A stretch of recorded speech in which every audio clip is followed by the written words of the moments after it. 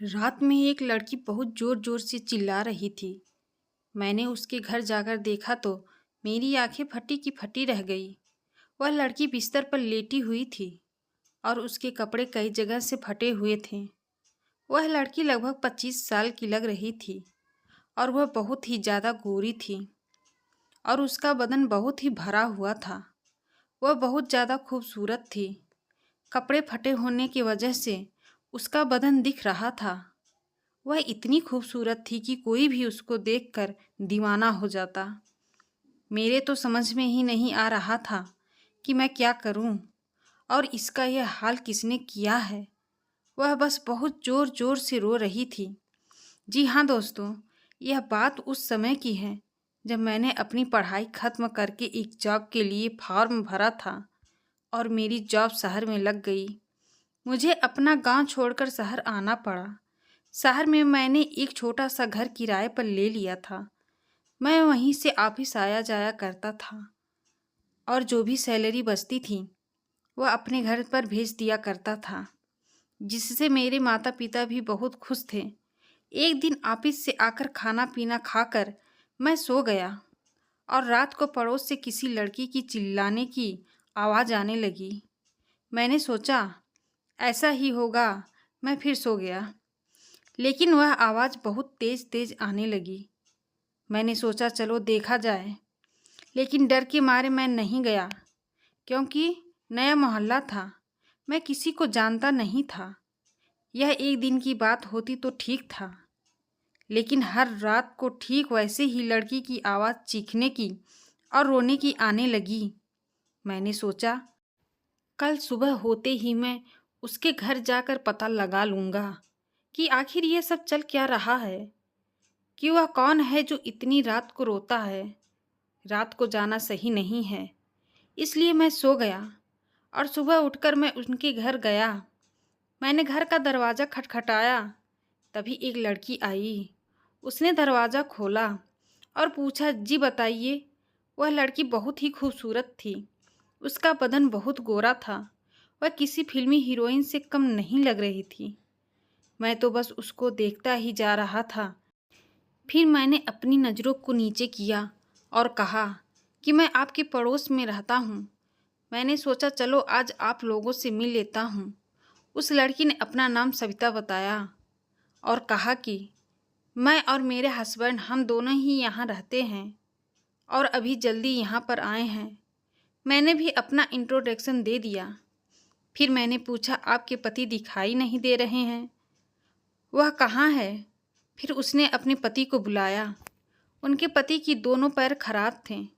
वह wheel chair पर बैठकर मेरे सामने आए थे। मुझे बहुत ही अफसोस हुआ यह सब देखकर कि बीवी तो इतनी खूबसूरत है कि जैसे जन्नत की परी, और पति के दोनों पैर ही खराब हैं और पति की उम्र भी बहुत ज़्यादा लग रही थी। इन दोनों की शादी कैसे हुई होगी? इन दोनों का कोई भी आपस में मैच नहीं है। फिर मैंने सोचा मुझे क्या करना, यह दोनों आपस में खुश हैं, अच्छी बात है। फिर मैं दोनों से विदा लेकर अपने घर चला गया। फिर कई दिनों के बाद एक रात को मेरी आँख खुली। मुझे फिर से वही रोने की आवाज़ आने लगी। मेरा मन नहीं माना और मैंने सोचा आज तो मैं जाकर ही रहूँगा। आज यह सब पता लगा कर रहूँगा कि आखिर यह सब आवाज़ आती कहाँ से है और वहाँ क्या चल रहा है। मैं जैसे ही उनके घर गया, मैंने देखा सविता बेड पर लेटी है और उसके कपड़े फटे हुए हैं और वह ज़ोर ज़ोर से चिल्ला रही है, मुझे बचा लो, मुझे बचा लो। मेरी तो समझ में नहीं आ रहा है कि यहाँ पर तो कोई नहीं है, फिर यह चिल्ला क्यों रही है।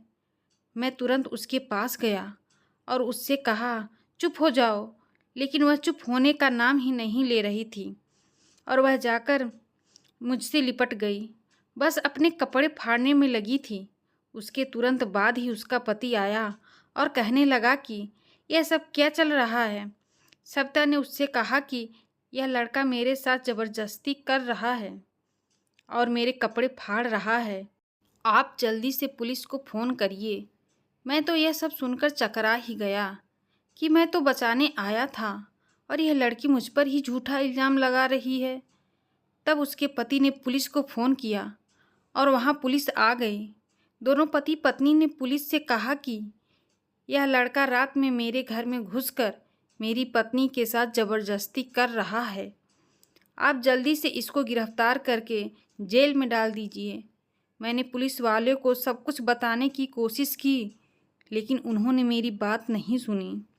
फिर उसके पति ने कहा, ठीक है, मामला हम लोग यहीं रफा दफा कर लेंगे, लेकिन तुमको 10 लाख रुपए देने होंगे।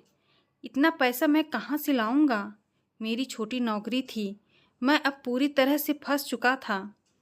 मेरी समझ में नहीं आ रहा था अब क्या करूं। फिर मैंने सोचा क्यों ना अपने दोस्त को फ़ोन करूं। वह एक बहुत बड़ा वकील है, वह मुझे इस परेशानी से ज़रूर निकाल लेगा। मेरा एडवोकेट दोस्त जैसा ही घर में आया, उसको देखकर दोनों पति पत्नी तुरंत भाग खड़े हुए। मेरे दोस्त ने मुझे और पुलिस को बताया कि ये दोनों बहुत बड़े फ्रॉड हैं, इसका कोई पैर नहीं खराब है, यह झूठ है, देखो कैसे भाग गया है, इसका कोर्ट में केस भी चल रहा है। आप लोग घर जाइए, उनको तो मैं कोर्ट में देखता हूँ। अब देखना मैं उसको कितनी बड़ी सज़ा करवाता हूँ। मैंने अपने दोस्त का धन्यवाद किया और अपने घर की तरफ चल दिया। आज मैं बहुत बड़ी मुसीबत से बच गया हूँ। आज के बाद मैं कभी भी इन लोगों के चक्कर में नहीं आऊँगा। यह मुझे बहुत बड़ी सीख थी। सीख दोस्तों, यह ज़िंदगी है, यहाँ अच्छे बुरे दोनों तरह के लोग मिलते हैं। बस हमको ही पहचानना होता है कौन अच्छा इंसान है और कौन बुरा इंसान है।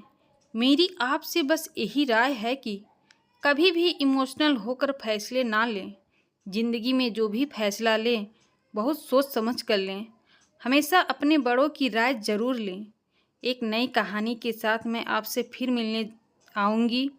इसके लिए आप लोग चैनल को सब्सक्राइब कर दें। धन्यवाद।